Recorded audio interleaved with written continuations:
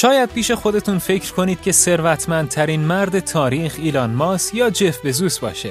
اما اینطور نیست. ما امروز اینجاییم که شما رو با ثروتمندترین مرد تاریخ بشر آشنا کنیم. یک سیاه‌پوست آفریقایی مسلمان که به عنوان ثروتمندترین مرد تاریخ بشر ثبت شده. برای شنیدن داستان منسا موسی، کسی که اصطلاحاً باد ثروتش رو آورد و واقعاً باد ثروتش رو برد، با ما همراه باشید. در اوایل قرن 14 میلادی در سال 1312 در دل آفریقا و در پادشاهی عظیم مالی مردی بر تخت سلطنت نشست که نامش با تاریخ پرشکوه امپراتوری مالی گره خورده است. نام او موسی بود، مردی که بسیاری از ثروتمندان و فرمانروایان آن دوران را به چالش کشید. اما او چگونه به این جایگاه رسید؟ زمانی که ساندیتا کیتا بنیانگذار امپراتوری مالی برای اکتشاف در اقیانوس اطلس با 2000 کشتی برای اکتشاف راهی دریا شد، از این سفرش هیچگاه برنگشت و هیچ کس نمی‌داند که سرنوشت پادشاه چه شد. به هر حال موسی که یکی از فرماندهان وفادار و برجسته پادشاه بود و به عنوان نایب السلطنه هم تعیین شده بود، حالا به عنوان مانسا یا سلطان جدید سرزمین زرخیز مالی محسوب میشد. امپراتوری مالی که در اون زمان به عنوان مرکز تجارت طلا و نمک در غرب آفریقا شناخته میشد، در اختیار منسا موسی قرار گرفت. با تحت کنترل گرفتن مهمترین معادن طلا و نمک در سودان و مالی، گینه، سنگان و موریتانی امروزی، موسی به سرعت ثروتی شگفت‌انگیز کسب کرد. امپراتوری اون به یکی از قدرتمندترین و ثروتمندترین امپراتوری‌های تاریخ آفریقا تبدیل شد. ثروت اون به اندازه‌ای گسترده بود که اونو به ثروتمندترین مرد تاریخ تبدیل کرد. امپراتوری مالی با تسلط بر مسیرهای تجاری در غرب آفریقا و ارتباطات تجاری با شمال آفریقا به مرکز تجارت طلا، نمک، عاج فیل و فلزات گرانبهای دیگر در جهان بدل شد. قسمت دوم، مسیر طلایی و سفر پرزرق و برق. از اونجایی که منسا موسی مسلمان بود، در سال 1324 میلادی تصمیم گرفت که به زیارت مکه برود. اما این تنها یک سفر مذهبی نبود. منسا موسی با کاروان عظیمی مملو از 70,000 نفر شامل سربازان، خدمتکاران، تجار و 12,000 غلام که لباسهای ابریشمی به تن داشتند، راهی زیارت کعبه شدند. البته خرج این سفر هم که 21 تن طلا بود، بین 80 شتر و 12,000 غلام تقسیم شد. این کاروان به قدری بزرگ و مجلل بود که تا به امروز کسی نظیر اون رو ندیده. هر شتر بین 23 تا 136 کیلو طلا حمل می‌کرد.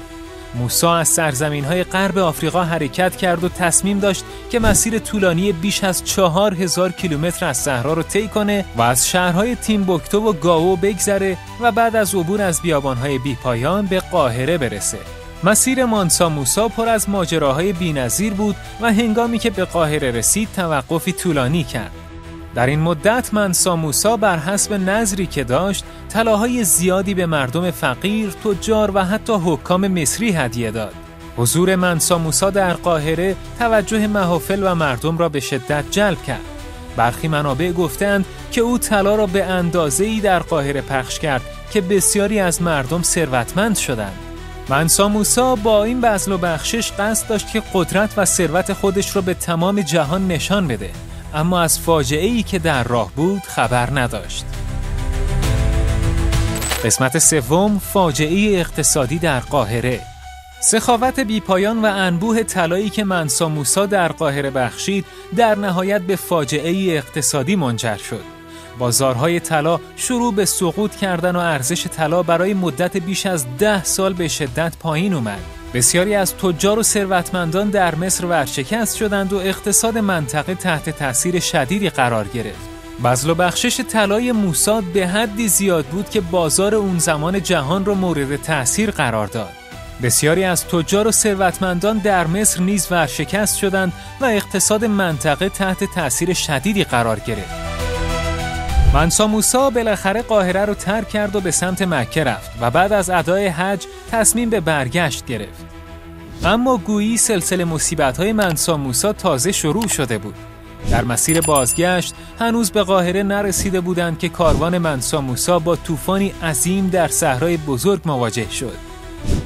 طوفان شن بسیاری از شترها و کیسه‌های طلا رو که بر پشت شترها بسته شده بود از بین برد و بسیاری از لشکریان و همراهان منسا موسی زیر شن‌های سوزان صحرا مدفون شدند. به این شکل بود که ثروت افسانه‌ای منسا موسی به یک باره برباد رفت. منسا موسی که زمانی با شکوه و عظمت در حال سفر بود، حالا چیزی جز چند شتر و غلام براش باقی نمونده بود. از اونجایی که دیگه ثروتی هم نداشت که سفرش رو به سمت مالی ادامه بده، از همین رو دوباره به قاهره رفت. منسا موسی در برگشت مجبور شد تا از همان مردم و تجار مصری وام‌های سنگین با بهره‌های بالا بگیرد. از آن پس منسا موسی که به عنوان ثروتمندترین سلطان شناخته میشد، وارد فاز جدیدی از زندگی خودش شد و به بدهکاری فراوانی گرفتار شد. قسمت 4 ماجرای بازگشت و حادثه‌ای که همه چیز را تغییر داد.